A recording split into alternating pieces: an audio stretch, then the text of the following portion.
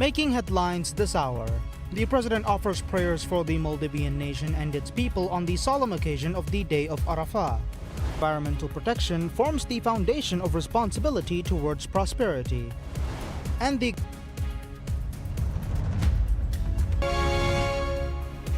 Bismillah ar-Rahman ar-Rahim. Assalamu alaikum and welcome to PSM News in English with me, Abdullah Ahil. And now the news in detail. President Dr. Mohamed Muiz, currently undertaking the sacred Hajj pilgrimage, offered prayers for the Maldivian nation and its people on the solemn occasion of the Day of Arafah 1446. In a message shared via his official X account, he expresses hopes for continued peace, prosperity, and divine blessings for the country. Calling upon Almighty Allah's mercy, the President prayed that the Maldives and its citizens be granted continued peace, well-being, and prosperity. His supplications sought abundant blessings of Allah's mercy, grace, and favor, invoking divine guidance for the nation's strength in faith and unity. His prayers extended beyond the Maldives, focusing on all Hajj pilgrims undertaking the sacred journey. He expressed hope that their pilgrimage be accepted as Mabrur Hajj, a virtuous and fulfilled act of devotion. He also prayed that the prayers of every Muslim be answered and that believers receive Almighty Allah's forgiveness in this life and the hereafter. His supplications called for the acceptance of good deeds and for individuals to remain within Almighty Allah's pleasure and forgiveness in both worlds. President Muiz is accompanied on the pilgrimage by First Lady Sajida Muhammad, along with a senior government delegation that includes the spouses of select officials. The government of Saudi Arabia has facilitated all arrangements for the President and the First Lady and their delegation throughout the pilgrimage.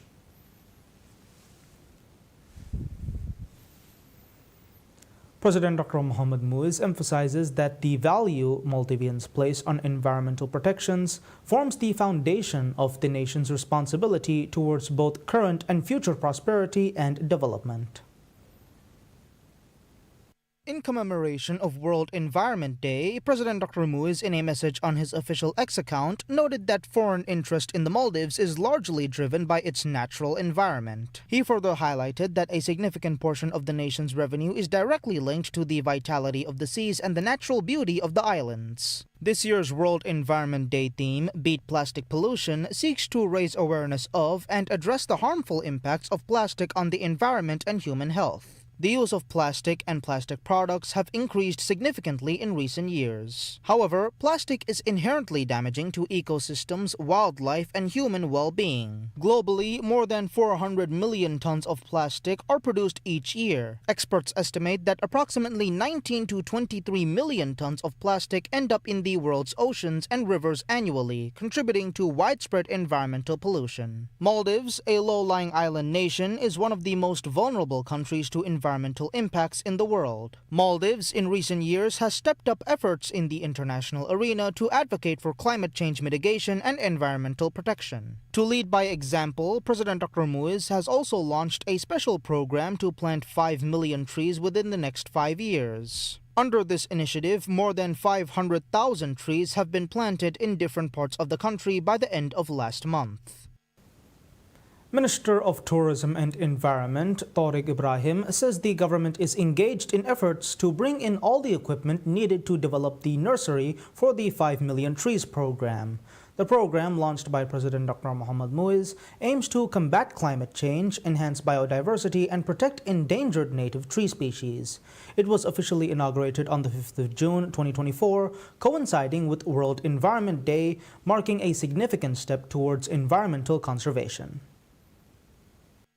The initiative focuses on planting native tree varieties that are at risk of extinction. These include fruit trees, shade trees, flowering trees, and trees used in traditional Divehi medicine. Over a span of 5 years, the program aims to plant a total of 90 varieties of fruit-bearing and vegetable-producing plants, significantly contributing to the country's ecological and food security. On the one-year anniversary of the inauguration of the BOLD initiative, speaking on the Special Environment Day podcast, Minister Tariq said nearly 600,000 trees have been planted so far. He said efforts are also underway to develop the nursery, which will further fast-track the initiative. Maldivian officials of the 5 Million Trees program had visited nurseries in Fujian and Zhangzhou cities in April aimed at learning about advanced technologies and techniques in China's tree planting, conservation, and management. It said during the visit to nurseries in Fujian and Zhangzhou City, the delegation observed the techniques and maintenance of trees along with holding discussions on planting trees to suit the tropical climate of the Maldives. The delegation also discussed progress updates of the project to develop a modern nursery in the Maldives. The ministry said the nursery will be built in the second phase of Hulumale and will cover more than 55,000 acres equipped with a meeting room and a laboratory.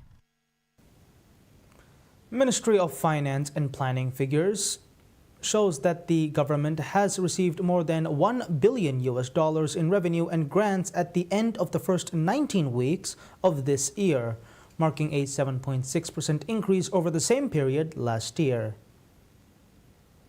According to the weekly fiscal development report released by the ministry, the government received just a little over $1 billion in revenue and grants from January 1st to May 29th this year. This includes $843 million in tax revenue and $220.5 million in non-tax revenue. Revenue from GST, TGST, and green tax increased by 14.8% over the same period last year due to the recent change in tax rates. Out-of-tax and non-tax revenue, airport development fee revenue increased by 49.8% over the same period last year, coinciding with the 8.3% increase in tourist arrivals compared to last year. With this increase, the total revenue and grants generated by the state so far this year increased by 5.2% compared to the same period in 2024. The increase in revenue was complemented by a 47.1% increase in deposits to the Sovereign Development Fund. According to the ministry, total state expenditure stood at $992.2 million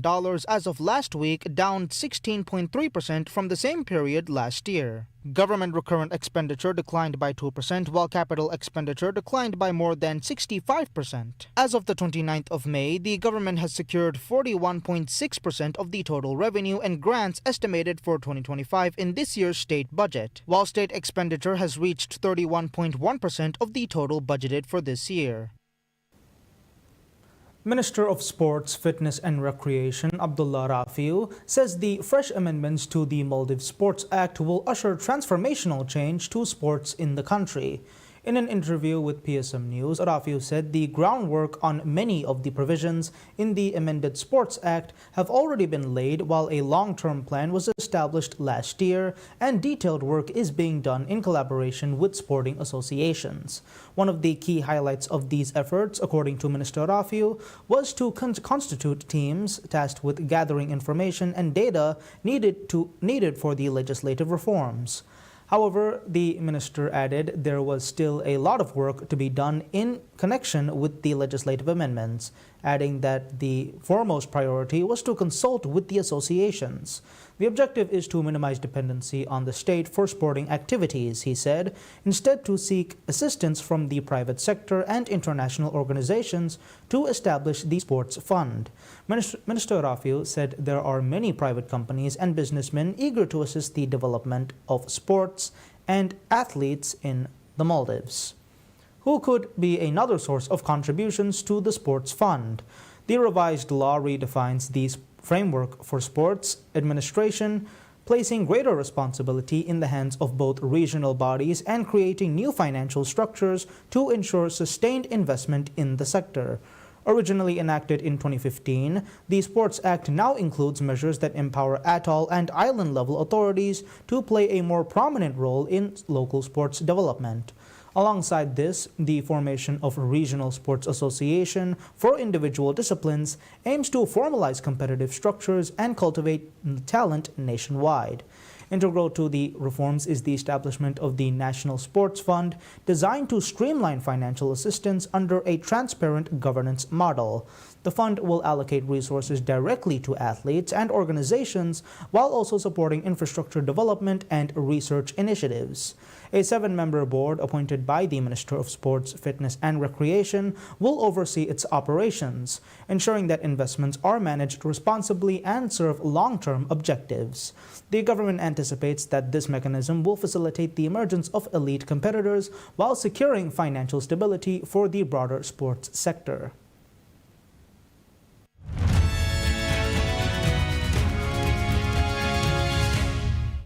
Top stories on the business world. The benchmark S&P 500 stock index ends modestly higher, supported by technology shares, but some early gains evaporated as weak data revealed by the economic toll taken by President Donald Trump's erratic trade policies. The services sector contracted in May for the first time in nearly a year, while businesses paid higher input prices, a reminder that the economy was still at risk of slowing growth and rising inflation. The ADP National Employment Report showed U.S. private employers in May added the fewest number of workers in more than 2 years. Investors await Friday's non-farm payrolls data for more signs on how trade uncertainty is affecting the U.S. labor market. We saw really weak ADP numbers come out this morning, along with very weak PMI Purchasing Managers Index numbers, the weakest we've seen in roughly a year.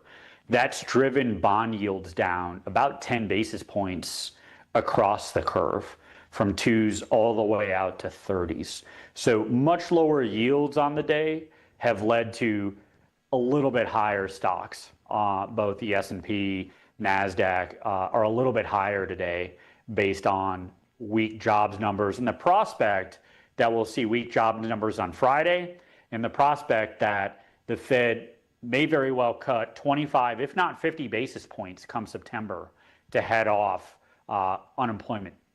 Washington doubled tariffs on imported steel and aluminum to 50%, and Wednesday was also Trump's deadline for trading partners to make their best offers to avoid other punishing import levies from taking effect in early July. Investors focused on tariff negotiations between Washington and trading partners, with Trump and Chinese leader Xi Jinping expected to speak sometime this week as tensions simmer between the world's two biggest economies. May saw the biggest monthly increases for the S&P 500 index and the tech-savvy Nasdaq since November 2023, thanks to a softening of Trump's harsh trade stance and upbeat earning reports. The S&P 500 remains more than 2% below records high touched in February. Barclays joined a slew of brokerages in raising its year-end price target for the S&P 500, pointing to easing trade uncertainty and expectations of normalized earnings growth in 2026. The S&P 500 gained 0.44 points or 0.01% to end at 5,970.81 points, while the Nasdaq Composite gained 61.53 points or 0.32% to 19,460.49. The Dow Jones Industrial Average fell 91.9 points or 0.22% to 42,427.74. On the back of the popularity for cultural exports such as K-pop and their roaring online sales through Amazon, South Korea's cosmetic startups are making a big push to supply major U.S. retailers. Beauty brand TIRTIR, which went viral online for its cushion foundation shades on dark skin tones, will be sold at some U.S. stores of Ultra Beauty starting this summer. CEO An Byung-jung told Reuters, adding it aims to double sales in the U.S. this year. Dialbo Global, a skincare brand known for its hit vegan mist serum and tone-up sunscreens, says the company is in talks with Costco, Ultra Beauty, and Target to make its products available at their U.S. offline stores. The company said South Korea's dominant beauty retailer Olive Young plans to set up its first U.S. store in Los Angeles as early as this year. Despite these plans, industry executives and customers say these brands could face challenges from U.S. tariff threats and establish mass-market alternatives. South Korea's top 5 cosmetics brands in the U.S. saw their U.S. online sales grow by 71% on annualized average over the past 2 years, according to data from Euromonitor provided to Reuters. Top 5 French brands, including L'Oréal Paris, Dior, and Lancôme, posted a 15% sales growth during the same period. But as part of his recently announced universal tariffs, U.S. President Donald Trump announced a 25% tariff on South Korea, which was temporarily reduced to 10% for 90 days until July 8th. Experts and executives said beyond the tariffs, Korean brands are already facing challenges from cheaper Chinese rivals in some emerging markets such as Southeast Asia and Latin America. Young Jae-hoon, an overseas business director at Dialba, also warns businesses which rely on viral marketing without having their own brand identity may not be sustainable.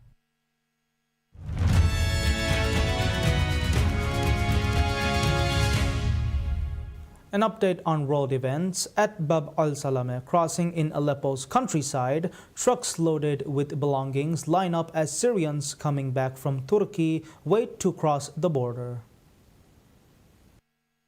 Among them was Syrian returnee Ahmad al-Hadid, who had fled his then war-torn country and found refuge in the Turkish city of Mersin a decade ago. Upon his arrival to Al-Bab city in Aleppo's countryside, hoping the future of Syria would be a prosperous one, he said, quote, "Syria has been liberated, we return to our country like any expat," unquote. According to Qutayba Naji, director of Bab al-Salameh crossing at the Syrian-Turkish border, around 100,000 Syrians have returned from Turkey to Syria through border crossings since the beginning of 2025 under a voluntary return program. Naji told Reuters that the number of returnees per day has surged to around 1,000 or 1,200, expecting it to increase even more at the end of the school year in Turkey. The civil war that grew out of a 2011 uprising against Bashar al-Assad killed hundreds of thousands of people and drove millions abroad. Syrian rebels ousted Assad and seized control of Damascus in December last year, forcing him to flee and ending his family's decades of rule. In Turkey, the presence of nearly 3 million Syrians has become a sensitive political issue. Many have faced bouts of anti-migrant sentiment that made them feel like unwanted guests, and some rushed to the border right after Assad's fall. Locals in the flood-hit area said on June 5th they were struggling to manage drinking water and food as the deluge has swallowed swaths of farmlands and hundreds of villages in India's northeastern Assam state. Drone footage showed inundated farmlands and houses in Morigaon, one of the worst affected districts in the state. Displaced villagers were seen living on roadside in makeshift tents with children and elderlies. A local said that there are several children and elderly stranded due to the flooding, and getting food and water for them is very difficult. Assam State Chief Himanta Biswa Sarma said there was temporary relief as floodwater receded in some districts of the state. He said this was the first wave of floods, and Assam experiences at least 3 waves of floods every year. The floodwater has also swamped Kaziranga National Park, famous for one-horned rhinos posing a threat to the animals.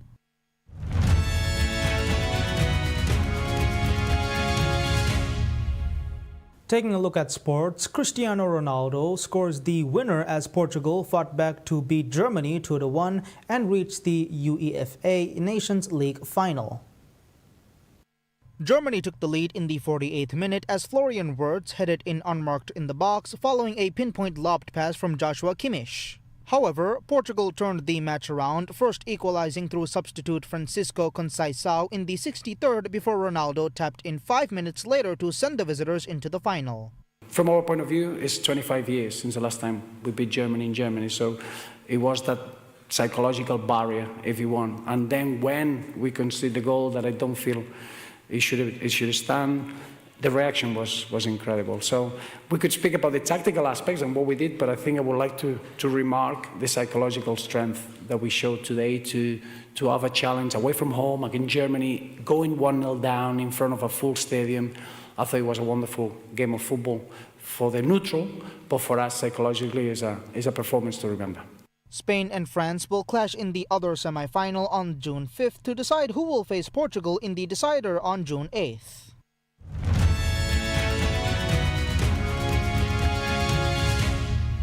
On to more lighter news, strawberry season arrives early to Britain this year thanks to a near-perfect spring blend of warm days, cool nights, and high sunshine levels.